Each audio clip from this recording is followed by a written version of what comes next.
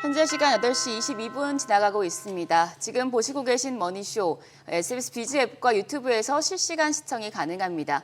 SBS 비즈 앱을 다운받으셔서 시청하시면 더 많은 정보와 뉴스 보실 수 있습니다. 더 많은 국내 주식 정보 받아보실 분들은 카카오톡 채널 머니랩을 추가해주세요. 자, 일단 간밤 뉴욕 증시 3대 지수 모두 올랐습니다.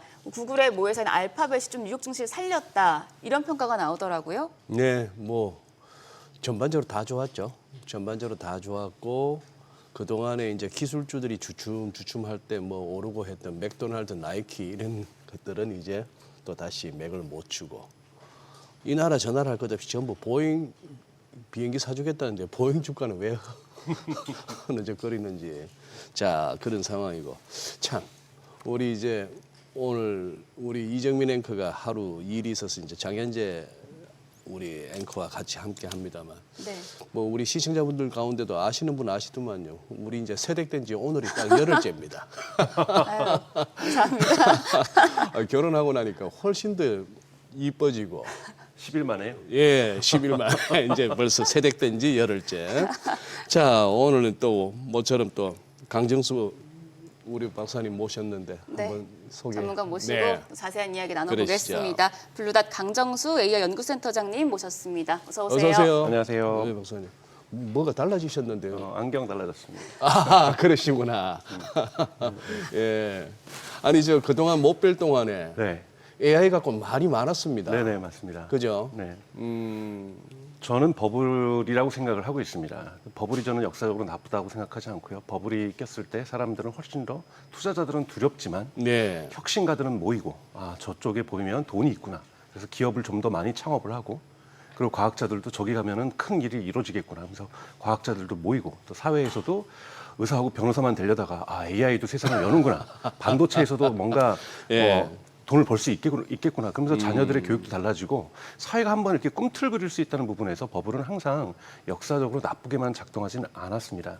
그런데 버블이 터지지만 않으면 괜찮다고 저는 보고 있는데요. 네. 그러다 보니까 버블이 있다 보니 자그만 바람, 마이클 베리의 이런 주장들 이런 것들이 막 사람들의 마음을 불안하게 하고 이렇게 잔가지들이 움직일 수밖에 없는 것이 구조적인 저는 특징이라고 보는 거고요. 그래서 앞으로도 지난주 특히 목요일 같은 일들은 저는 자주 빈번하게 종종 발생할 가능성이 매우 높다라고 보고 있습니다. 여기에서 사실 지난 주말에 특히 주말 내내 구글의 제미나이 3를 사람들이 써보면서 거품 아닌 것 같은데 AI 잘 될 것 같은데 이렇게 뛰어나다니 이런 분위기가 또 이제 반등을 만들어내는 거지 않습니까? 그래서 또 이것이 또 얼마나 지속될 수 있지 모르겠지만 이러한 부분들이 계속 앞치락뒤치락하면서 저는 좀 있으면 바로 내년 초 정도 또는 올해 말에는 메타에서 좀가 AI를 좀 출시하려고 하고 있고요. 그리고 곧 또 제미나이도 챗GPT도 추격을 하면서 계속해서 뭔가 멈춰 있었던 것 같은데 또 치고 나오고 멈춰 있는 것 같은데 놀라운 기능들을 선보이면서 AI가 그래 대세가 맞아 이런 여론들이 또 한 번 나타나고 또 바람이 불고 이런 것들이 계속해서 반복되지 않을까 이런 생각이 좀 듭니다. 제미나이 3 써보시니까 어떤 점이? 우선은 멀티모달 부분에서는 좀 압도적이고요. 멀티모달이라는 것은 특히 이제 그림을 그린다든지 동영상을 만든다든지 또는 제가 이제 말로 얘기했을 때 알아듣는다든지 저한테 말을 한다든지 이런 부분은 원래도 제미나이가 좋았는데 훨씬 좋아졌다는 느낌을 저도 받고요. 또 하나 이제 보통 우리가 일반적으로 답변하는 것 다르고 리즈닝이라고 표현을 하는데요. 그러니까 답을 하기 위해서 소가 먹이를 이렇게 씹듯이 곱씹고 곱씹어서 빨리 뱉어내는 게 중요한 것이 아니라 답을 어떻게 하든 정답과 이것에 가깝게 할 수 있도록 이 부분에서 훨씬 더 좋아졌다는 느낌이 들고요. 제가 생각하지 못했던 것도 그런 부분도 알려주면서 이런 차분하게 전체적인 그림을 그려준다는 부분에서 월등히 지금에 있는 챗GPT보다 제미나이가 저는 좋게 느껴졌습니다. 이 부분들이 주말에 여론들을 저는 많이 바꿨다고 생각이 들어요. 언론에서도 계속 무언가 큰 영어로는 립이라는 단어를 썼거든요. 큰 점프업이 있었다. 큰 점프. 질적인 도약이 있었다라고 보도를 하다 보니 조금 좋아진 것이 아니라 질적 도약이 있다라고 얘기를 하다 보니 특히 얼리 어댑터라든지 투자자들 중심으로 이거 AI 되는 거구나. 괜히 불안했구나. 이런 심리가 주말 사이에 확산되면서 월요일 장을 좋게 만들지 않았나 저는 이렇게 생각을 하고 있습니다. 근데 문제는 제미나이도 그렇고 아까 말씀하신 대로 챗GPT도 가만히 있지 않을 거고 메타도 할 거고 심지어 테슬라도 AI 칩 자체 개발하겠다 이래서 또 주가가 붕 뜨고 난리가 났는데 다 돈 됩니까? 그쪽에서. 가장 이제 네. 문제가 되는 것이 이제 타임 투 캐시라고 해서 네. 이렇게 많이 들어가는데 인류가 만든 이후로 생긴 이후로 단기간에 가장 많이 인프라스트럭처에 지금 돈이 들어가고 있는데요. 예. 심지어는 과거에 60년대 케네디 대통령 있으면서 문샷 하면서 진짜로 달에 가기 위해서 막 우주 경쟁했던 데보다 돈이 더 들어가고 있습니다, 지금. 지금. 네, 그러니까 어마어마한 돈들이 예. 들어가고 있는데요. 여기에 대해서 사람들이 이제 그러면 돈을 언제쯤 버는지 2년 뒤인지 3년 뒤인지 이런 네. 부분에 대한 기대가 있는데 사실은 10월 중순에 파이낸셜 타임즈를 통해서 지금 오픈 AI로 5 years 비즈니스 플랜이라 해서 5개년 비즈니스 계획을 발표를 했고요. 그리고 제미나이도 여러분 보셔야 될 것들은 구글이 이번에 워렌 버핏이 평가를 좋게 했던 것도 작년 10월에 2023년 10월에 전통 검색 서비스를 버리고 AI 검색으로 가겠다라는 결정을 합니다. 경영진이. 네. 그래서 여러분 아시는 것처럼 이번에 검색하시면 여러분들 다 AI 모드라는 것들이 왼쪽 맨 위에 있잖아요. 그럼 그걸 클릭하다 보면은 챗GPT나 퍼플렉시티랑 똑같은 UI UX가 나오는데요. 여기는 예. 전통적인 검색 광고가 없습니다. 어허. 그러면 자 이렇게 가서 점점 검색 광고를 없애겠다고 얘기를 하는데 여러분 알파벳에서 검색 광고가 차지하는 매출의 비중이 55%입니다. 예. 그리고 이 비즈니스의 수익률은 80%고요. 예. 자 그러면 경영진들이 회의를 할 거 아니에요. 우리 지금 AI 검색이 막 등장하면서 전통 검색이 사라지게 되겠고 검색 광고가 이렇게 침해를 받는데 과거에 코닥 같으면 아날로그 필름 많이 팔고 있는데 한 부서에서 디지털 카메라 만들어 갖고 왔더니 야 이거 디지털 카메라 팔면은 우리 필름 못 팔잖아. 자 디지털 카메라 스톱. 연구도 그만하고 그래가지고 코닥이 없어진 거잖아요. 이걸 우리가 보통 혁신가의 딜레마, 이노베이터스 딜레마라고 얘기를 하거든요. 혁신가가 다음 혁신을 못하는 건데 네. 구글의 경영진들은 모여서 우리 AI 검색으로 가자. 그러면 사람들이 얘기했을 거 아니에요. 그럼 우리 검색 광고 매출 빠지는 거 어떻게 할까요? 예. 그러면 우리 55%를 당장 버릴 수 없으니 단계적으로 조금씩 버리되 다음번에 이거를 채울 수 있는 다른 돈을 벌자라고 분명히 계획을 세웠겠죠. 안 그러면 경영진이 아니죠. 그러니까요. 그게 뭐니? 예, 그것이 예, 바로 아까 예. 마침 질문하신 돈은 될까요?라는 글쎄, 거잖아요. 예. 이 부분이 지금 미국에서는 AI 커머스입니다. 구글은 여러분 보셔야 될 것은 한국은 네이버가 네이버 스토어라고 해서 검색도 잘하지만 커머스 서비스에서도 되게 강력한 플레이어잖아요. 네. 지금 쿠팡하고 어깨를 겨루면서 경쟁을 예. 하고 있는데 구글은 잃을 게 없을 정도로 바닥이거든요. 커머스에서. 커머스에서. 미국이나 유럽에서. 예. 그러면 지금 이 커머스에서 우리가 아마존을 좀 공격해서 아마존의 지분 시장 점유율 10%만 뺏어와도 검색 광고에서 떨어지는 걸 보충할 수가 있습니다. 그렇기 때문에 지금 미국에서 AI 커머스로 구글과 이 챗GPT, 오픈 AI로 지금 달려가고 있는 거거든요. 네. 이런 성과들이 지금 서서히 나타나기 시작하면서 내년부터 본격화될 거로 보고 있기 때문에 2026년은 첫 번째 해로 AI 매출이 발생할 수 있는 본격적으로 나타날 수 있는 해라고 기대를 하고 있습니다. 메타 또한 2026년에서 2028년까지 지금까지 투자했던 돈에 대한 환수 절차를 시작하겠다라고 얘기를 하고 있거든요. 그래서 타임 투 캐시는 아마 내년도가 될 거라고 보고 아마 내년도가 아마 AI 경제 역사상 가장 중요한 즉 버블이 터지느냐 그러지 않고 여기에서 매출이 발생하면서 결국은 매출이 발생하면 버블은 터지지 않는 거니까요. 예. 2026년은 대단히 중요한 한 해가 될 가능성이 높습니다. 예. 그리고 박사님은 강 박사님은 그 부분은 문제 없다고 보세요. 월가에서 가장 이렇게 이렇게 의심의 눈길로 바라보는 그 순환 출자, 네. 뱅뱅 도는 거. 네. 이 돈 갖고 니는 칩 사고 네, 저 네. 뱅뱅 도는 거 있잖아요. 네네. 그게 버블의 가장 대표적인 현상이고요. 문제 예. 있죠. 문제 있는데 예. 우선 지금 문제가 뭐냐면 타임 투 캐시. 그러니까 돈이 벌어지는 타이밍이 예. 2026년부터라는 거예요. 그럼 그때까지는 버텨야 되니까 인위적으로 지금 이렇게 주사를 주는 거잖아요. 그러니까 예. 즉 엔비디아가 $1,000억 오픈 AI 줄 테니까 그 $1,000억 갖고 우리 것만 GPU 사세요. 그렇게 독립적으로 하려면. 그리고 AMD도 우리 주식 $0.01에 줄 테니까 그거 외부에 팔아가지고 우리 GPU 사세요. 이게 순환 출자의 대표적인 거고 코이브한테도 GPU 주면 살 돈 주고 우리 거 사라 그러고. 예. 뭐 리뷰스 뭐 다 그렇게 하는 거잖아. 지금 예. 순환 출자들이 예. 이렇게 이루어지고 있는 건데요. 예. 문제 있습니다. 이 문제가 풀리려고 하면은 결국은 소비자 시장에서 돈을 버는 구글의 제미나이나 오픈 챗GPT가 돈을 벌고 금강을 발견하면은 문제는 해결되거든요. 근데 이 부분이 안 될까 봐 걱정했었는데 이번에 제미나이 3.0 나오면 저 정도면 좀 해볼 만할 것 같은데 이렇게 지금 여론이 바뀌고 있다라고 볼 수가 있는 거죠. 근데 제미나이가 지금 워낙 월등히 뭐 좋다 이런 얘기가 나오면서 그럼 상대적으로 챗 GPT가 밀리게 되면은 엔비디아도 좀 타격을 받을 수 있을 것이다라는 얘기도 나오던데. 맞습니다. 지금 이제 지금 브로드컴 주식이 올라가는 것도 그러니까 구글은 TPU라는 걸 가지고 있기 때문에 TPU가 쌍을 하면서 지금 구글 진영이 하나가 형성이 되고 있는 거고 그리고 뭐 테슬라 진영은 또 다르게 있는 거고 그리고 한 진영이 지금 이 마이크로소프트하고 워낙 오픈 AI 그다음에 엔비디아가 또 AMD도 여기 마치 이 하나의 분을 형성하고 있는데 마이크로소프트는 조금 사실 요즘 뒤처지기 시작하고 있죠. 특히 AI에 대한 투자를 마이크로소프트가 속도를 좀 늦추고 있는 부분이 오히려 문제가 되고 있고요. 그다음에 엔비디아하고 지금 오픈 AI가 한 축이 되고 있는데 여러분 보셔야 되는 것은 저는 이거는 구글의 우위는 아주 일시적이라고 생각이 들어요. 되게 유명한 일화가 있는데 곰 이론이라는 게 있어요. 곰이 사람 2명을 막 쫓아옵니다. 사람 2명이 막 도망가거든요. 한 명이 헉헉거리면서 얘기해요. 우리 속도가 너무 늦어서 곰한테 잡혀먹을 것 같아. 그랬더니 앞에 달리는 사람이 그래요. 아니 나는 너보다만 빠르면 되는 거야.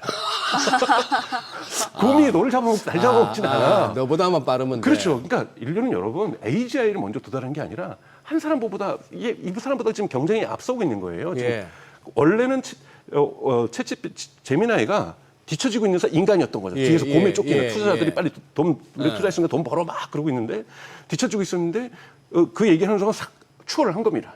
근데 또 추월할 거예요. 계속 추월하면서 누가 곰한테 잡혀먹을 건지 누가 이 시장에서 도태될 건지를 경쟁하면서 저는 자본주의에서 가장 강력한 힘은 경쟁이잖아요. 이 경쟁이 AI의 대중화와 AI 경제의 안정화를 가속화시킬 수 있는 가장 큰 동력이라고 생각합니다. 근데 지금 경쟁 구도가 둘로 잡혀진 거예요. 제미나이냐 챗GPT냐. 이 둘이 여기서 큰 판을 할 거고 좀 있으면 만약에 한 달 정도 지났는데 챗GPT가 5.5를 내면서 이거 제미나이보다 앞서네? 그럼 또 아마 이 진영, 이 오픈 AI와 엔비디아 진영이 또 한 번 또 앞서가는 이런 일이 뒤에서 고물 추격하고 있어요. 투자자들이 우리 돈 저렇게 많이 가져갔으니 우리 돈 내놓으세요라고 지금 쫓아오는 거고 엎치락뒤치락 앞에 사람들이 경쟁을 하면서 도망가고 있는 겁니다. 아니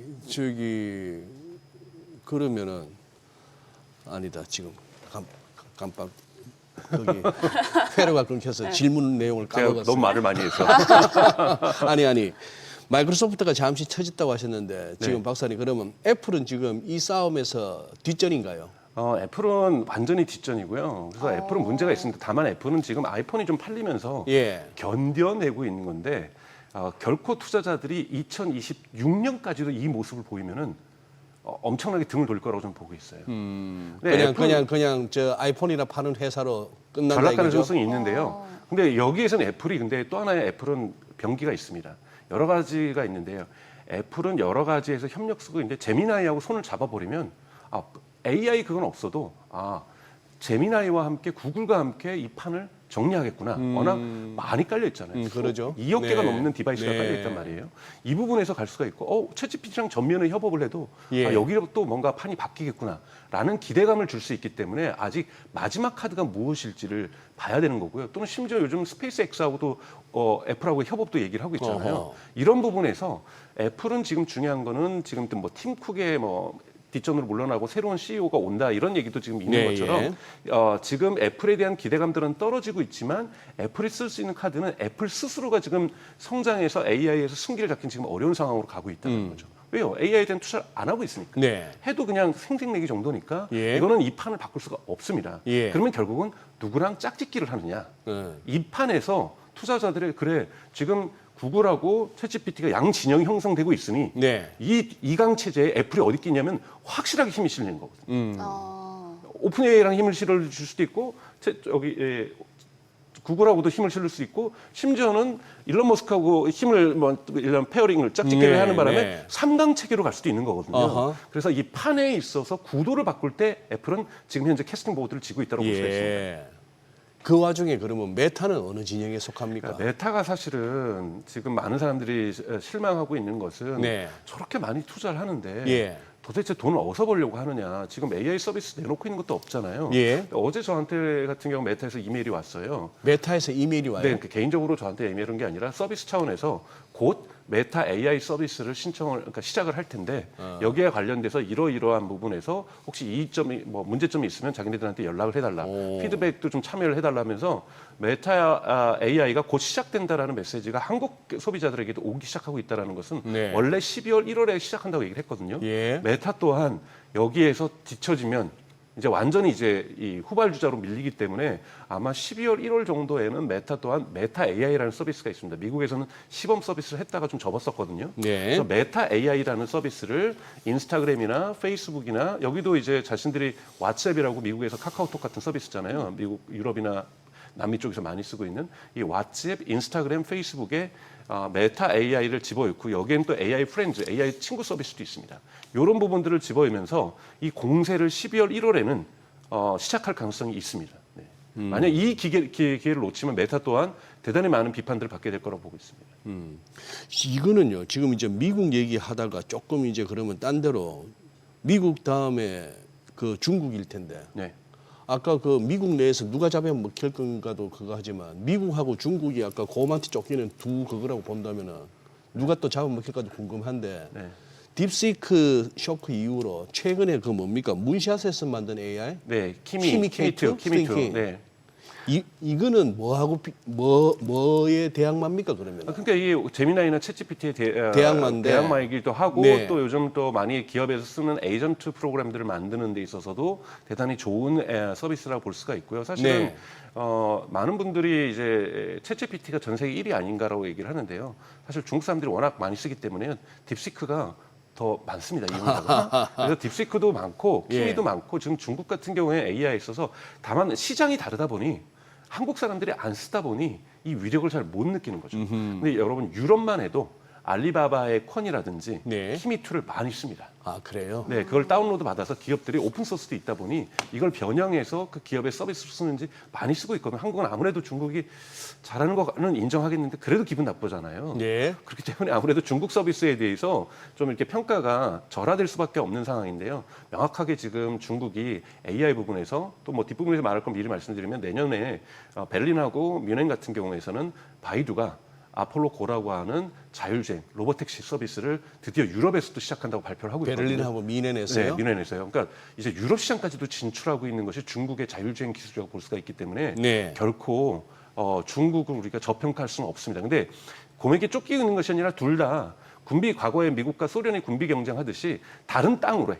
동서 갈등처럼 아예 그냥 영역을 그냥 분리해서 그들은 자기 땅을 확대하려고 하는 예. 이런 부분에서 예를 들면 과거에 중국이 중동을 치고 들어가니까 미국이 이번에 사우디라든지 아랍에미리트하고 같이 중동 전선을 펼치면서 여기 AI 전선을 아예 엔비디아가 뭐 60만 개의 데이터 센터를 짓겠다 사우디에 뭐 이러면서 사실은 중동 전선에서 중국의 땅을 몰아내는 예. 이런 전략을 쓰고 있는 것처럼 큰 땅 따먹기가 싸움이 일어나고 있는 게 미국과 중국의 AI 경쟁이라고 볼 수가 있죠. 아니 아까 알리바바 그 네. AI 앱 콘. 말씀해 네. 주셨는데 오늘 뭐 간밤에 알리바바 주가 많이 오르기도 했고 그 앱이 어떤가요? 저는 콘이라는 어떤 건지 거는요, 몰라서. 네. 그거는 이제 오픈 소스로 공개를 하는 겁니다. 그래서 오픈 소스로 공개를 해서 누구든지 이걸 변형할 수도 있는데요. 알리바바가 지금 지난주에 두 가지를 발표했으니까 하나는 뭐냐면 AI 커머스에서 알리바바가 잘하는 것이 우리가 생각하는 이 쿠팡이나 아마존처럼 B2C도 하지만 예. B2B의 구매가 굉장히 많이 이루어집니다. 오. 예를 들면 우리 회사에서 종이컵을 생산하겠는데 종이를 어디서 갖고 온다든지 예, 예. 여기 연결하는 접착제를 산다든지 이런 것도 알리바바를 통해서 구매할 수가 있는데 여기에 AI 커머스를 집어넣었어요. 왜냐하면 여러분 생각해 보세요. 제가 노트북을 하나 만드는데 여기에 한 200가지의 부품이 들어간다 그러면 구매 부서에서 전 세계에서 요 펜을 잘 만드는 데는 어디 있을까? 조사해서 엑셀로 정리하고 혹시 여기에 이 회사의 재무 상황은 어떤가? 물건 주문했을 때 물건 안 오고 뭐 부도날 수도 있는 거잖아요. 예. 이런 것까지 다 점검하려면 보통 이 구매 부서에서 자기네 부품 한번 스크린하고 그 회사 조사하는데 보통 한 달이 걸립니다. 이거를 이틀 만에 해주겠다 AI로. 오. 이것이 이번에 알리바바에서 내놓은 서비스거든요. 아하. 그래서 시간을 단축시켜주겠다. 그래서 대기업들이랑 기업들의 구매 부서의 일을 완전히 10분의 1로 줄여주겠다. 근데 이 부분이 너무 잘 만들었다는 평가를 받습니다. 그러니까 대단히 이제는 타임 투 캐시, 아까 말한 캐시를 벌어들이는 쪽으로 AI를 응용하는 데 있어서 알리바바도 커머스 쪽으로 원래 자기네들도 잘해주고 있지만 한 발짝 나아가면서 기업들에게 유익을 명확하게 주고 있다는 부분에서 알리바바가 AI 부분의 실용 부분에서 좀 앞서가고 있다는 거고요. 하나가 콘에 대한 반응들이 사실은 딥시크보다 더 좋습니다. 콘 같은 경우도 딥시크하고 저거 어떻게 읽으라고요? 콘이라고 읽을 겁니다. 네. 콘인데요. 콘, 예. 네, 콘이 지금 오픈 소스로도 제공되지만 챗봇으로도 나오기 시작하면서 이용자들이 많아지면서 즉 제미나이와 그다음에 이 챗GPT가 경쟁하듯이 딥시크와 콘의 대결 구도가 중국에서 형성되고 있다는 거죠. 근데 쟤들 아직은 무료 아닙니까 전부? 다 무료죠. 그래서 제 얘기는 알리바바는 그 땅 파서 장사냐 이거죠. 알리바바는 클라우드 서비스도 하고 커머스도 하고, 그러니까 알리바바가 사실은 2년 전만 해도 핀도더, 우리의 테무 이런 데 공격을 하면서 심지어는 이 알리바바 이 창업자 이사 마윈이 전체 직원들에게 이메일도 썼어요. 우리 다시 시작하자. 다시 뛰자. 네. 이런데 AI에서 이 기본적인 저력이 드러나기 시작하는 거죠. 어허. 그러면서 사실 핀도더라든지 테무라든지 특히 그 바이트댄스 그 틱톡을 만들었던 예. 이런 데서 치고 올랐던 부분에서 AI에서 큰 성과를 못 내고 있거든요. 예. 그런데 이 거인이 그러니까 우리 네이버가 주춤하다가 그래도 그나마 클로바 X라든지 이런 걸 내놓으면서 한국에서도 AI 기업으로서 그래도 큰 형님으로서 맏형으로서 좀 면모를 보여주고 있는 것처럼 중국에서도 알리바바가 칩도 만들고 추론 칩도 만들고 즉 전체적인 풀스택이죠. 추론 칩도 만들고 클라우드 서비스 데이터 센터도 운영하고 그다음에 AI 서비스도 만들어서 이걸 가지고 무료로도 오픈 소스로도 풀고 그리고 이거를 무료로도 챗봇으로도 만들고 또 이걸 가지고 이커머스에 적용을 하면서 돈을 벌기 시작하는 것. 이런 모습에서 알리바바가 기술 기업으로서 AI 기업으로서 테크 기업으로서 좋은 면모를 보여주고 있는 것이 알리바바 주가의 상승에 전 기여하고 있다고 보고 있습니다. 그러면은 중국은 그렇다 치고 지금 이 AI 전쟁에서 일본은요, 박사님? 일본은 저 사실은 여러분 저기 손정희 회장이 그렇게 얘기를 했습니다. 연설에서 일본이요 이번 기회를 놓치면 우리는 끝이다. 예. 그래서 일어나라 일본이요 뭐 이런 표현을 쓰거든요. 눈을 떠라 일본이요. 예. 그러니까 여러분 아시는 것처럼 일본은 디지털화에 늦어졌잖아요. 예. 그래서 이 디지털화를 건너뛰고 마치 중국이 유선 인터넷을 건너뛰고 무선 인터넷으로 왔듯이 지금 일본에서 지금 정부도 기획하고 있는 것은 우리 디지털 띄워놓고 바로 그냥 AI 시대로 가자. 이것이 지금 일본 정부도 지금 얘기를 하고 있는 거고 예. 그러면서 사실은 우리나라도 지금 뭐 2만 5천 장 중에서 뭐 5만 개를 정부가 받아온다 그러는데 일본은 이미 받아오고 있거든요. 예. 엔비디아로부터. 근데 다만 우리처럼 26만 장 이렇게가 아니라 정부가 예. 5만 장, 6만 장을 받아오고 있고 여러분 아시는 것처럼 이 TSMC도 일본에다 지금 공장을 짓고 있잖아요. 그래서 예. 반도체도 80년대에 사실은 일본이 주름 잡았는데 이거를 승기를 뺏긴 거잖아요. 2000년대 넘겨면서. 이 승기를 다시 잡자 하면서 지금 TSMC 공장이 일본에 지어지고 있는 것, 그다음에 홋카이도인가요? 그 위쪽에 있는 북쪽에 있는 이 섬에도 지금 자체 공장을 짓고 있거든요. 이러면서 우리도 이 파운더리 부분에서도 한국이나 대만하고 타이완하고 어깨를 겨누겠다고 하는 것이 일본 정부의 계획인 거죠. 반도체부터 또 AI 관련돼서 엔비디아의 GPU가 지금 들어오고 있고요. 이 GPU를 써서 창업을 하면은 이 GPU의 가격을 50%만 지불하면 됩니다.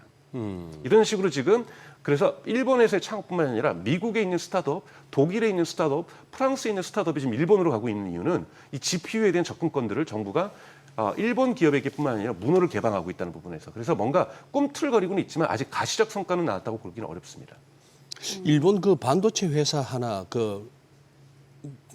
일본 정부에서도 전격 지원하기도 하고 했는데 네네네. 그 이름이 뭐더라? 이름이 저도 기억은 나지 않습니다. 근데 그 회사가 아마 지금 홋카이도에 예. 지금 저기 반도체 공장을 짓고 있습니다. 그죠? 네. 네네네.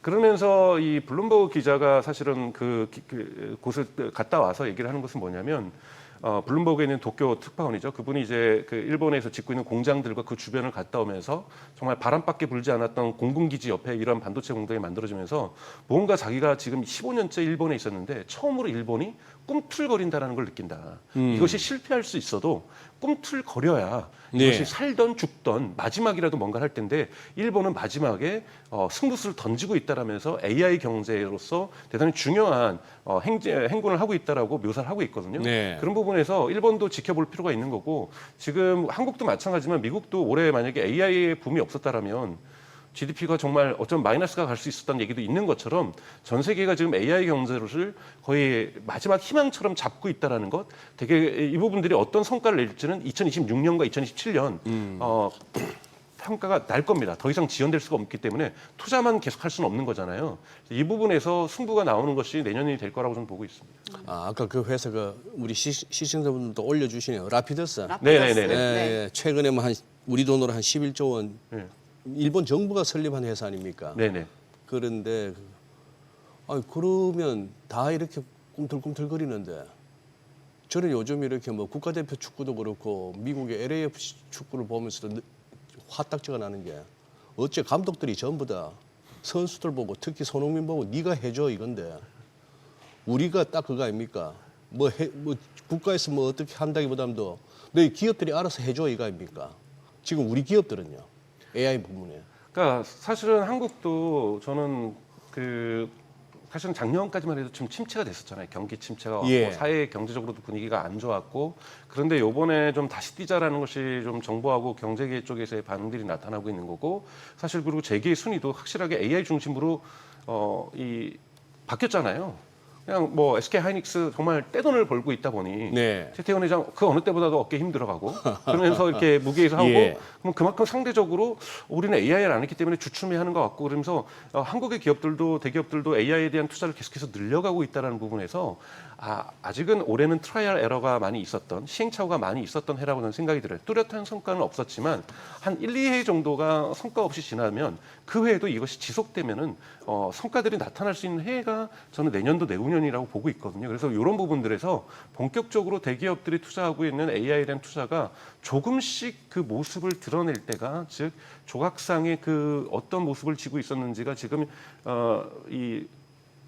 깨면서 나오는 다빗과 같은 이 동상의 모습이 조금은 내년도에는 좀 보일 거라고 보는데 여기에서도 한국도 예외는 저는 아니라고 보고 있습니다.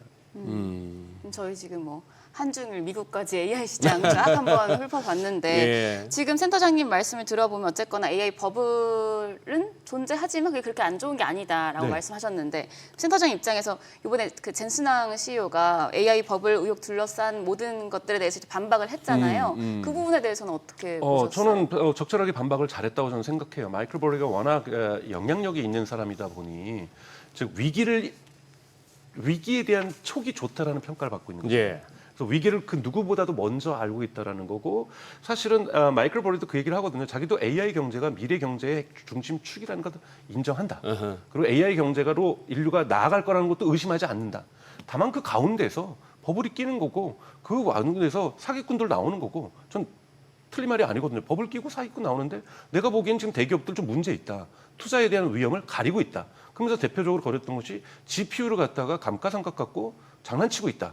얘기를 한 거거든요. 그러다 보니 엔비디아에서는 정확하게 반박을 한 거잖아요. A100도 아직도 쓰고 있다. 즉 미국의 그 재무제표상으로는 GPU는 6년까지 가져갈 수 있어요. 근데 처음에 이 사람들이 겁을 내다 보니까 한 2년 정도밖에 못 쓰겠는데라고 생각하고 2년으로 감가상각을 해놨다가 이걸 다시 6년으로 5년으로 늘린 거고 어떤 데는 6년으로 늘린 거잖아요. 이걸 마이클 버리가 문제를 삼고 있는 건데 저는 대단히 부당하게 문제를 삼고 있다고 저는 생각이 들어요. 예를 들면은 없는데 아무것도 없는데 시약 가지고 이거 인류의 뭐 피만 보고서 뭐 유전병을 고칠 수 있는 것처럼 뭐 이런 식의 사기를 치면 이건 문제가 되죠. 예. 그렇지 않죠. 이건 명확하게 지금 진지하게 투자를 하고 있는 거고 그것도 다 대출로만 하는 것이 아니라 빅테크 같은 경우 50%는 자신들의 프리 캐시플로우로 지금 투자를 하고 있는 거고요. 정말 생사를 걸고서 투자를 하고 있는 거죠. 구글 같은 경우에는 검색 시장을 버리면서까지도 이 시장에 뛰어들고 있는 거고 이런 부분에서 GPU를 해봤더니 2년으로 분산하면은 그만큼 비용이 올라가기 때문에 마진율이 줄어들겠죠. 근데 이거를 해보니까 몇 년 더 쓸 수 있는 것 같은데 그래서 5년으로 늘렸어요. 사실 한 4년만 쓰면 다 버려야 될 수도 있어요. 근데 그냥 5년으로 늘린 거 이 정도 1, 2년 정도는 이 정도 투자하는 기업에게 여러분 올해 4개 기업이 3천억 달러를 투자할 것 같았었는데 3,800억 달러를 투자하잖아 증액을 해서. 그러니까 즉 마이크로소프트, 아마존, 알파벳, 메타가 3,800억 달러를 투자합니다. 3,800억 달러는 여러분 지난 38년간 미국 연방 정부가 예. 연방 정부 고속도로 짓는데 3천억 달러 썼어요. 이 돈을 1개, 4개 기업에서 보조금도 없이 자신들이 돈 벌 거라고 생각하니까 투자하는 거죠. 그렇죠? 투자하고 있단 말이에요. 그러면 그 가운데서 당연히 버블은 좀 끼겠죠. 예를 들면 메타가 이번에 마이클 버리가 또 비판한 게 뭐냐면 메타가 9기가와트의 정말 여의도의 7배의 데이터 센터 하나의 크기입니다. 이게 하이페리온이라는 데이터 센터를 짓는데 이 메타 소유가 아니에요. 그러니까 이번에 계약이 드러났는데 특정 투자회사가 SPC를 만들어서 예. 이 투자회사가 이 데이터 센터를 세우는 겁니다. 그러면 자기가 돈을 끌어와서 세울 거 아니에요? 그러면 메타는 무슨 약속을 하냐면 10년간 우리는 무조건 임대해서 들어가겠다. 근데 시중 임대보다 2배 주겠다. 그러면 그러니까 예를 들면 한 달에 원래는 1,000만 원만 줘도 될 것을 우리 2,000만 원 줄 테니 거기로 가지고 너네 투자 원금하고 투자 이자하고 투자 이득까지 가져가라. 그리고 계약서에 썼어요. 만약에 우리가 10년 안에 5년만 쓰고 빼면은 나머지 5년들도 위약금으로 다 줄게. 근데 자 이렇게 하면 어떻게 되면 메타에는 부채가 하나도 안 잡혀요. 그렇잖아요. 잠깐만 박사님. 얘기 너무 재밌는데 네. 우리 오늘 장이 제법 갈 것 같아서 동조가. 네, 계속 한번 보고 또 그러시죠. 얘기 들어볼까요? 예. 자, 일단 지수부터 보도록 하겠습니다. 오늘 시장 출발이 좋을 것 같습니다. 예상 체결 지수 보시면 코스피가 2% 강세, 3,923선에서 출발 준비하고 있고요. 다만 코스닥은 강보합 정도에서 출발 준비하고 있습니다. 857선으로 예상 체결 지수 잡히고 있습니다. 자, 총 상위 종목들 예상 체결가 함께 살펴보시죠. 1위부터 6위까지 모두 상승 출발할 것으로 보입니다. 삼성전자가 지금 예상 체결가는 굉장히 좋네요. 4.4% 급등하면서 10만 전자 다시 돌파할 것으로 보이는데요. 10만 1,000원. SK하이닉스 예상 체결가가 5% 급등하며 54만 6천 원. LG에너지솔루션 간밤에 테슬라 주가가 좋았는데 영향을 받고 있습니다. 1.8% 오름세로 41만 9,500원에서 출발 준비하고 있고요. 삼성바이오로직스도 반등 출발 예상됩니다. 0.8% 강세. 삼성전자 우선주도 5% 넘는 오름세 출발 예상되고 있습니다. 6위부터 10위권까지도 모두 상승 출발 예상됩니다. 현대차가 0.4% 오름세로 예상 체결가 25만 8,500원. HD 현대중공업이 4% 넘는 강세 57만 5천 원에서 출발 준비하고 있고요. 두산 에너빌리티가 2%대 상승하며 7만 4천 원. KB금융이 0.6% 오름세로 12만 1천 원대에서 출발 준비하고 있습니다. 한화 에어로스페이스까지도 1.1% 강세 예상됩니다. 현재 예상 체결가 86만 5천 원입니다. 코스닥 시총 상위 종목 거래가 지금 예상 체결가도 확인하겠습니다. 알테오젠 제외하고 나머지 5위권까지 모두 상승 출발 예상됩니다. 에코프로비엠이 2% 오름세로 14만 1,400원에서 출발 준비하고 있고요. 에코프로도 1.2% 강세 예상 체결가 7만 6,200원. 에이벨바이오가 0.2% 오름세로 17만 3,500원. 레인보우 로보틱스가 1.6% 추가적인 오름세 출발이 예상됩니다. 현재 예상 체결가 37만 2천 원입니다. 펩트로는 오늘도 좀 하락할 것으로 보입니다. 2.2% 하락하면서 현재 예상 체결가 30만 6천 원이고요. 리가켄바이오가 보합, HLB가 0.5% 오름세 출발 예상됩니다. 현재 예상 체결가 4만 4,400원입니다. 오늘도 코스피와 코스닥은 좀 다르게 갈 것으로 예상이 되고 있습니다. 지금 코스닥도 상승 출발이 예상되네요. 0.5% 출발이 예상이 되면서 861선에서 출발 준비하고 있습니다. 일단 소장님 말씀하신 대로 시장 오늘 출발 분위기 굉장히 좋을 것으로 보여요. 예. 오늘도 100포인트 찍을까요? 요새는 뭐 100포인트는 움직여줘야 그래도 좀 움직이는 거 아닌가. 그리고 지금 뭐 지선물 흐름 봐서는 미국 장 뭐 오늘 장도 또 열려봐야 아는 거긴 합니다만 일단은 뭐 필라델피아 반도체 지수가 4%대 급등이 나왔으니까 우리도 일단은 좋은데 저걸 지켜내는 게 중요하겠습니다, 그죠? 네. 어제 뭐 우리 연재 앵커도 오전 오후 다 보고 있지만 그렇게 나는 양대 지수 두 개 다가 우리 코스피 코스닥 막판에 그래 마이너스로 끝날 줄은 몰랐습니다. 좀 네, 허무하게. 확실히 좀 외국인 수급을 오늘도 좀 예의주시해 봐야 될 것 같아요. 그러니까요. 예. 일단은 예. 시장 좀 기다리면서 센터장님 얘기 계속해서 들어볼까요? 그러시죠. 예. 아까 어디서 그러니까 메타가 예를 들면 비판을 받은 것이 메타가 뭐 6기가와트 또는 9기가와트 정말 거대한 예. 데이터 센터를 짓는데 부채가 하나도 없는 거예요. 메타가. 자기 돈을 하나도 안 들였는데. 어허. 이런 식으로 하니 이거 문제 있는 거 아니냐라고 이제 마이클 버리가 비판을 하는 거라는 거죠.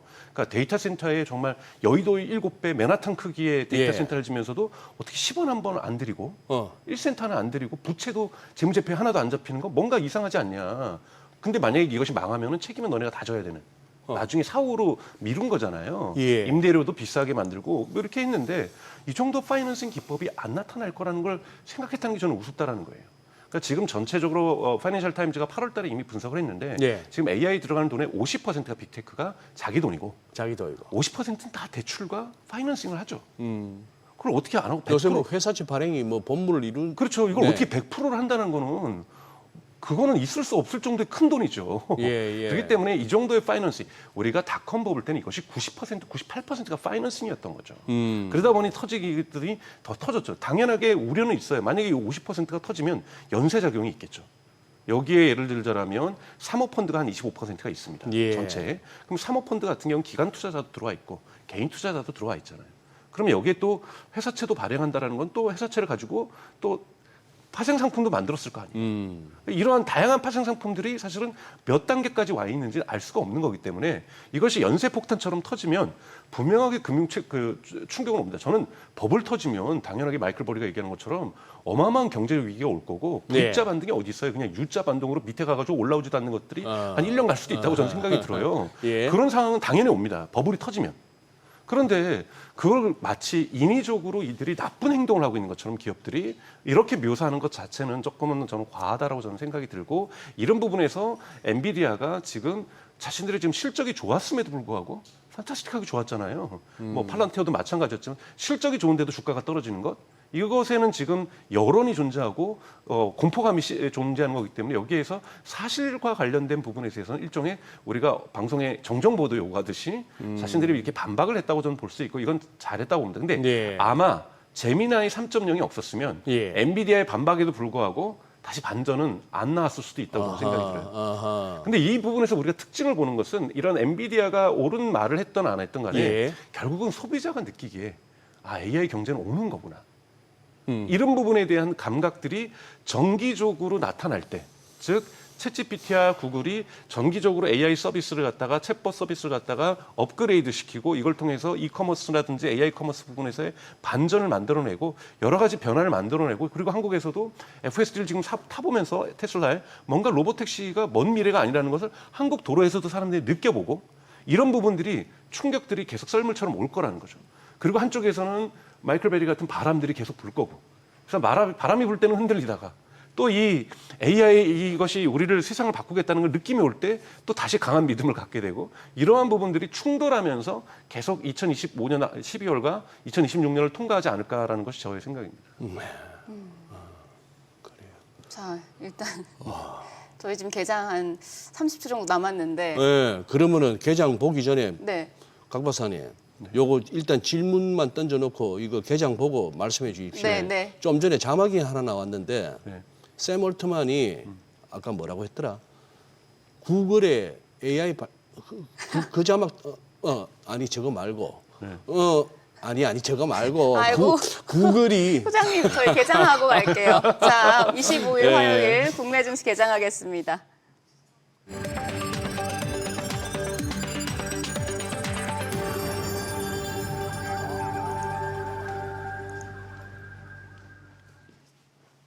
자, 국내 증시 화요일장 개장이 됐습니다. 간밤 뉴욕 증시 알파벳이 살렸습니다. AI 산업 경쟁자들이 구글의 제미나이 3.0을 높게 평가를 하면서 이제 시장의 관심이 좀 엔비디아에서 구글 쪽으로 넘어가는 모습이었고요.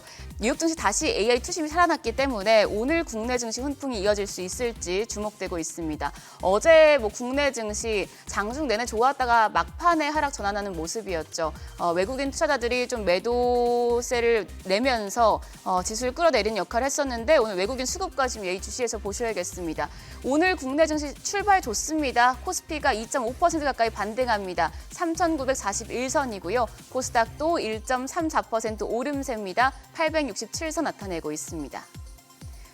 코스피 시총 상위 종목 거래가 확인하시죠. 1위부터 5위까지 전 종목이 상승합니다. 삼성전자가 4% 가까이 급등합니다. 10만 전 다시 탈환했습니다. 현재 거래가 10만 500원이고요. SK하이닉스도 오늘 흐름 좋습니다. 4.8% 오름세로 54만 5천 원. LG에너지솔루션이 1% 넘는 강세 보여주고 있습니다. 현재 거래가 41만 6천 원. 삼성 바이오로직스 어제 거래가 재개된 이후에 다소 약세를 보였었는데 오늘은 0.6% 가까이 반등합니다. 삼성전자 우선주도 3.7% 추가적인 오름세입니다. 현재 거래가 7만 5,300원으로 집계되고 있습니다. 6위부터 10위도 전 종목이 상승합니다. 현대차가 1.4% 가까이 상승하며 26만 1,000원. HD 현대중공업이 2.7% 강세로 거래가 56만 7천 원이고요. 두산에너빌리티가 3% 넘게 올라갑니다. 7만 4,700원. KB금융이 2.7%, 2.8% 오름세로 12만 3,700원. 한화 에어로스페이스까지도 2.2% 오름세입니다. 현재 거래가 87만 4천 원으로 집계되고 있습니다. 코스닥 시총 상위 종목 거래가도 확인하시죠. 알테오제는 약세가 이어집니다. 0.4% 가까이 내리며 52만 5천 원. 반면에 오늘 2차전지 대표주 흐름 좋습니다. 에코프로 BM이 1.7% 강세로 14만 1천 원, 에코프로가 2.5% 상승하며 7만 7,200원에 거래되고 있고요. ABL 바이오가 0.8% 오름세로 17만 4,500원. 펩트론이 어제 15% 넘게 급락했었는데 오늘은 조금 반등합니다. 1%가량 오르면서 31만 6천 원입니다. 6위부터 10위도 보겠습니다. 레인보 로보틱스가 추가적인 오름세 보여줍니다. 1%가량 상승하며 36만 9,500원.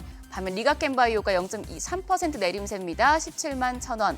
HLB가 1.2% 오름세로 4만 4,700원에 거래되고 있고요.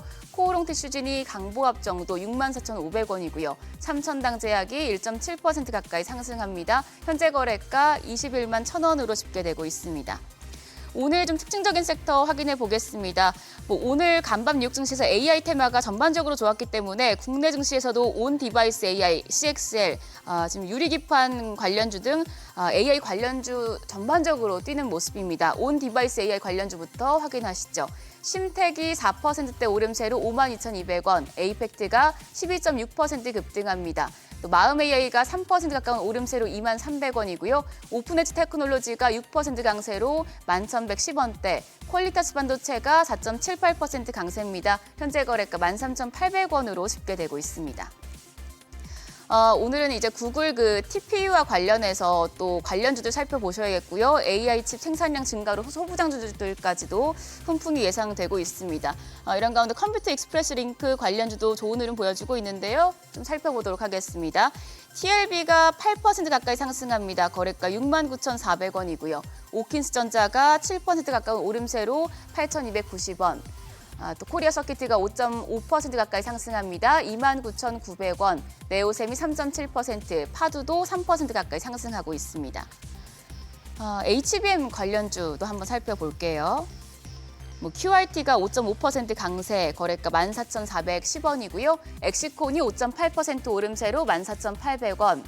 또 지금 HPSP가 2.3%, 오로스 테크놀로지가 4.3%, 이오테크닉스가 3.4%, MK전자까지도 4.6% 강세 보여주고 있습니다. 그리고 오늘 통신 장비단도 좀 훈풍이 예상이 됩니다. 이재용 삼성전자 회장이 인도 초대 갑부인 무케시 안바니 릴라이언스 그룹 회장과 오늘 회동을 갖는데요. 두 사람이 수원 사업장에서 5G 통신 장비 생산 라인 그리고 6G 연구개발 횡단을 둘러볼 예정이라고 합니다. 통신 장비 쪽에서는 RF 머티리얼즈가 16% 가까이 급등하고 있고요. 한국 첨단 소재가 12% 강세로 거래가 3,515원. 그 밖에 대한광통신, 자람테크놀로지 등이 강세 보여주고 있습니다. 수급 상황 좀 살펴볼게요. 유가증권 시장 어제 외국인 또 한 번 팔아내는 모습이었는데요. 오늘은 어떨까요? 오늘 메이저 수급 주체 쌍끌이 매수세가 유입되고 있습니다. 외국인이 709억 원 매수 우위, 기관 금액은 소폭이지만 81억 원 사자 포지션 취하고 있고요. 개인들만 708억 원 팔아냅니다. 코스닥 시장 수급 상황도 살펴보시죠. 여기서도 외국인과 기관 쌍끌이 매수 우위입니다. 외국인이 173억 원 매수 우위, 기관도 사자 포지션 취하고 있고요. 개인만 홀로 173억 원 팔아내고 있습니다.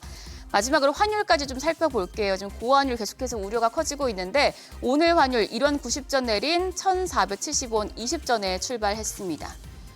환율은 여전히 1,470원 중반대에서 움직이는 모습이지만 그래도 지수는 강한데요. 예. 환율하고 상관없는 장 된 지 오래됐고, 네. 우리 연초에 봤던 한 1,486원 이런 거 올라가서 1,500원 가야 그때 가야 또 이제 환율 갖고 시끄러워지지 않을까 싶은데요. 요즘 누가 환율 신경 씁니까? 그리고 이거 이제 100포인트 장은 이제 조금 이제 변동성이 잦아드나 싶기도 한데. 아니 이제 아까 여쭤보고 싶었던 게 그 자막 문제가 찾았습니다. 샘 얼트만이 구글의 AI 발전은 경제적 역풍을 일으킬 수도 이런 자막이 아까 나왔는데 이 말은 한 거 혹시 들으셨습니까? 역풍을 불러일으킬 수도 있다. 그래서 저거 얼트만 구글의 AI 발전은 경제적 역풍을 일으킬 수도 어떤 맥락일까요? 어떤 맥락일까요? 근데 그 맥락을 떠나서 샘 올트만 저 친구는 인성이 왜 저렇습니까? 구글 제미나이 3가 좋다고 호평을 받고 그렇게 해서 다시 꺼져가던 AI 버블론으로 휘청휘청 하던 게 다시 분위기 우샤우샤 하는데 왜 지가 경제적 역풍이라고 해요? 아무래도 지금 챗GPT가 사실은 AI 부분에서는 주도권을 쥐고 있었고요. 네. 저는 그러니까 얼리 어댑터들 수준에서 제미나이가 되게 좋은 평가를 받고 있고 한다고 해서 네. 이것이 시장의 판도가 바로 바뀔 거라고 생각하지 않습니다. 대중들은 예를 들자면 챗GPT를 쓰는데 불만이 별로 없거든요. 그러니까 버리고서 제미나이를 우르르 가진 않을 텐데. 예. 그러니까 AI 부분에서 좀 이렇게 얼리 어댑터라고 하거나든지 또는 예. 이쪽 부분에 관심이 있는 전문가들은 와 이거 제미나이 써본다 그럼 저도 어쩔 수 없이 제미나이 써보고 주말 사이에 뭐 바나나 프로 한번 써보고 나노 바나나 써보고 이렇게 했거든요. 그래서 야 막 사람들 막 올리고 난리가 납니다. 인스타그램에 페이스북에 이 AI 제미나이가 난리 났어. 이거 세상 바꿀 것 같아. 근데 사람들은 챗GPT를 쓰는 사람들은 꽉 있습니다. 그리고 제미나이 쓰는 사람들이 있는 이유가 뭐냐면 여러분들이 이 롱텀 메모리라고 해서 장기 기억을 올해부터 갖기 시작을 했거든요. 그럼 제가 챗GPT를 쓰다가 제미나이로 가려면 이 기억 다 들고 가야 되거든요. 네. 근데 오픈AI가 안 줍니다. 그러면 예를 들면 저희 고양이 보미에 대한 이야기들은 챗GPT가 다 알고 있는데 제미나이는 하나도 모르거든요. 그럼 저는 거기서부터 다 시작해야 되잖아요. 예. 내가 보미를 얼마나 사랑하고 우리 보미가 어떻고 뭐 이런 걸 다 해야 되기 이거를 보통 우리가 경영학적으로는 락인 이펙트, 잠금 효과라고 그러죠. 잠김. 그래서 잠김이 이미 잠겨 있기 시작하고 있어요.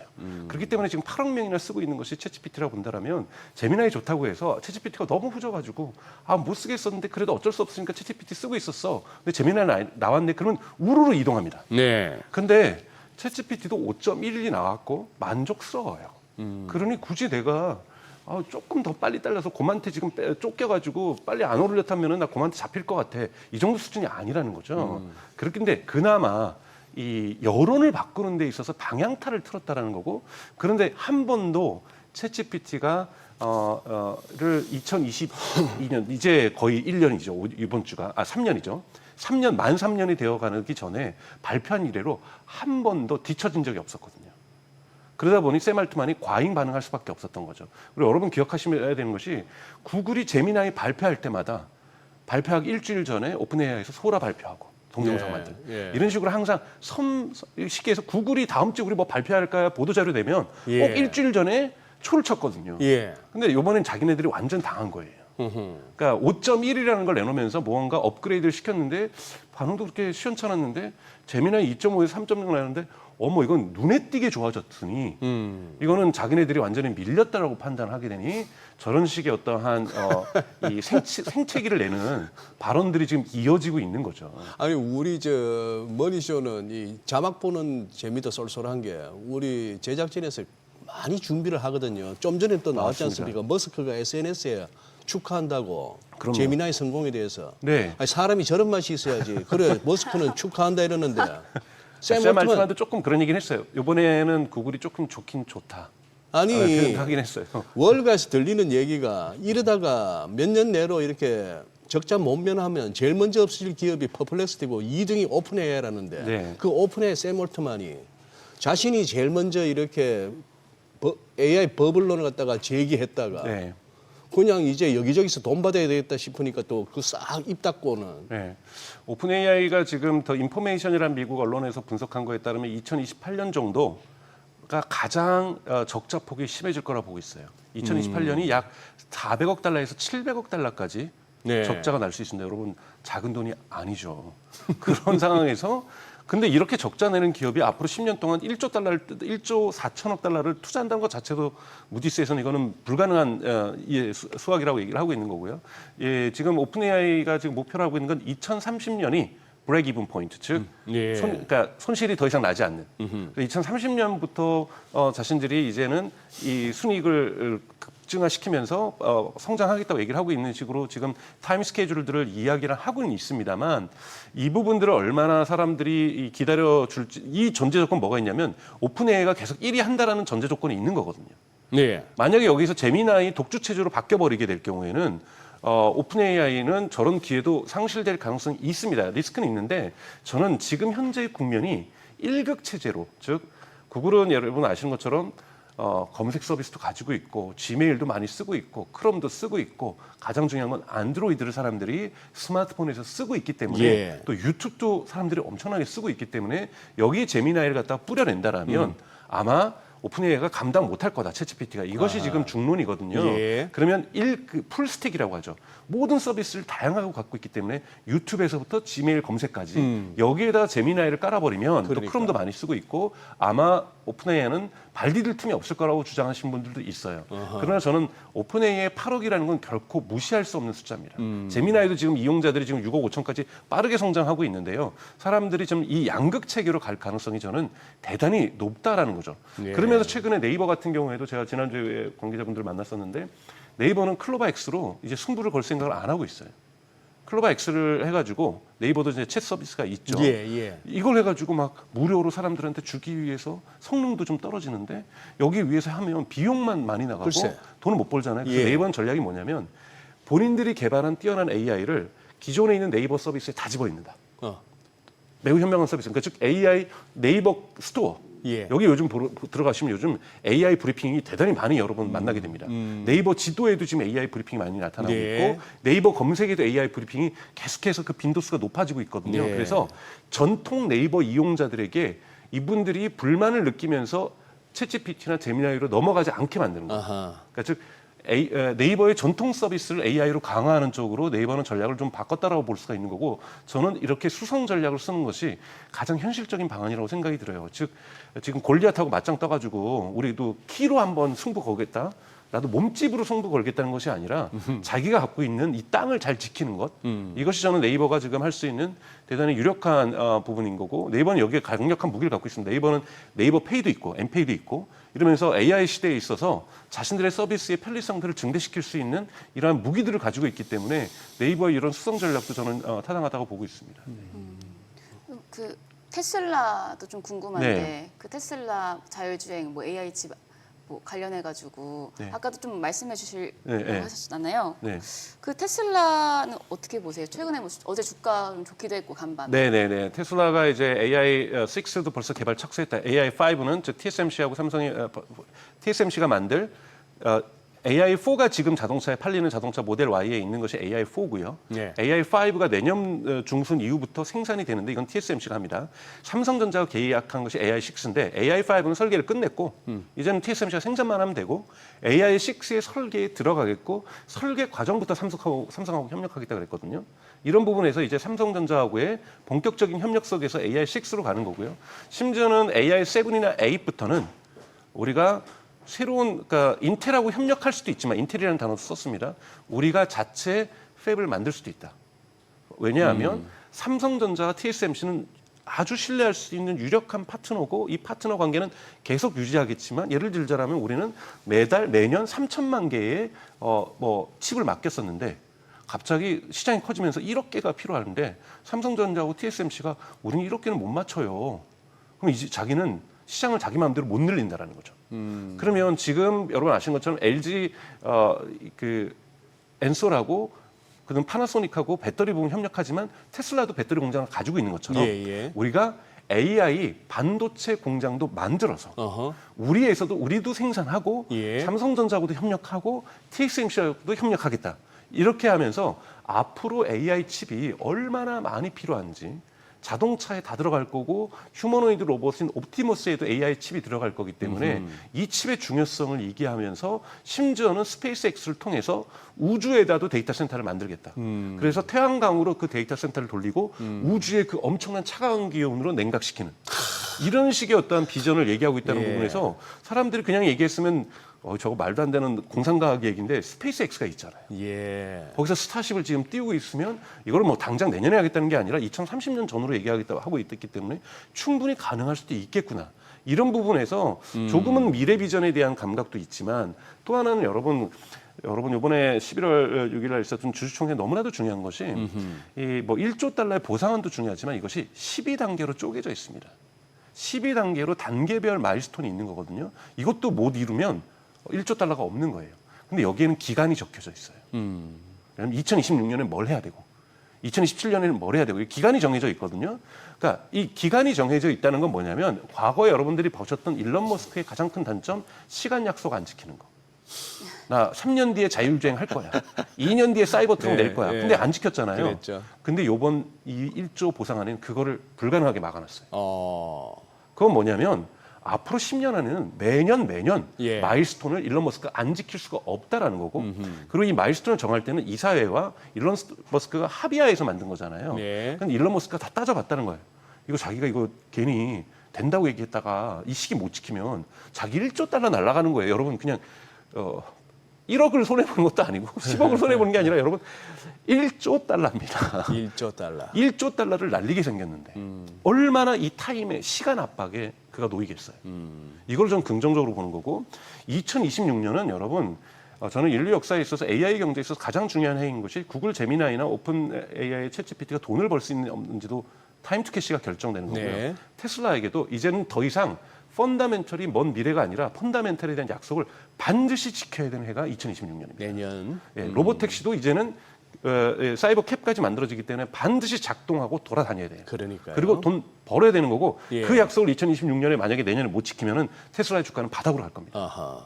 그러니까 이런 부분이 가까웠다는 거고 또 네. 하나 테슬라 부분에서 여러분 보셔야 될 것은 FSD 한국에서 지금 모델 S와 모델 X와 사이버 트럭에서만 예. 지금 미국에서 생산된 것만 사용이 가능하잖아요. 예. 이게 지금 산술적으로 1,500대예요. 근데 지금 광풍이 일어나고 있잖아요. 지금 어제 유튜버들 그 라이브로 막 하면서 막 10,000명씩 보고 20,000명씩 보면서 사람들 FSD를 타 보고 있는 거예요. 네네. 나 부산 간다. 부산 가서 라이브 하고 뭐 서울에서 라이브 하고 지금 난리가 났거든요. 예. 이것이 무엇을 의미하냐면 자율주행에 한번 시장이 들어오면은 네. 되게 무섭게 퍼질 수 있다라는 거예요. 전기차는 여러분 예를 들면 주변에 마이바흐 타시는 분이 모델 Y를 부러워할까요? 그러지 않거든요. 그렇죠.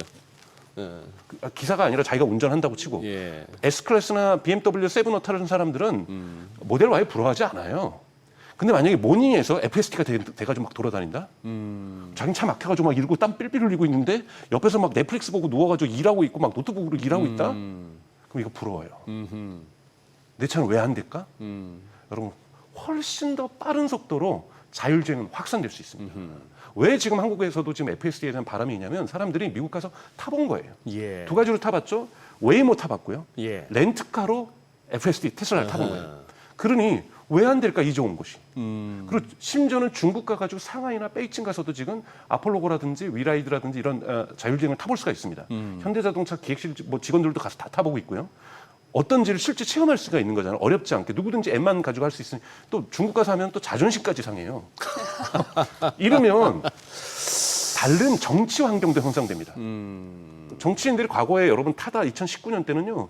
그냥 조금 뭐 타다 서비스가 좋다고 하는데 충분히 눌러도 그리고 택시 기사의 손을 들어줘도 이것이 자신들의 표에 영향을 주지 않습니다. 오히려 택시 기사들이 자기네들에게 동의해주면서 네. 표에 안정감을 주죠. 예. 그런데 만약에 지금 정치인들이라든지 이런 분들이 내년도 뭐 지방선거에 그에 총선이 있는데 이 FSD라든지 자율주행에 대해서 늦춰버리면 우리가 과거에 여러분 기억나십니까? 2011년, 12년에 스마트폰 도입을 2년인가 늦췄잖아요. 예. 훨씬 더 늦추니까 사람들 불만이 해외 나가면 아이폰 다 쓰고 그러는데 우리 뭐냐 이런 거 이 부분이 있는 거거든요. 우리 2등 국민 된 것 같다라는 소비자들의 불만이 시민들의 불만이 정치적 압력으로 형성됩니다. 그래서 2026년이 내년에 테슬라에게도 중요하지만 만약에 테슬라가 정말 로봇택시를 본물 터지듯이 이렇게 터뜨리면 이 물결이 한국까지도 바로 들이닥칠 수가 있다는 거죠. 그렇기 때문에 대단히 중요한 모멘텀은 2026년 테슬라의 FSD가 한국에서도 작동되고 미국에서도 로봇택시로 작동되는 것 옵티머스는 전 두 번째 문제로 생각이 들어요. 대단히 큰 파장 효과가 파급 효과가 있을 거라고 보고 있습니다. 예. 네, 오늘 여기까지 듣도록 하겠습니다. 예, 오늘 말씀 감사합니다. 고맙습니다. 네, 고맙습니다.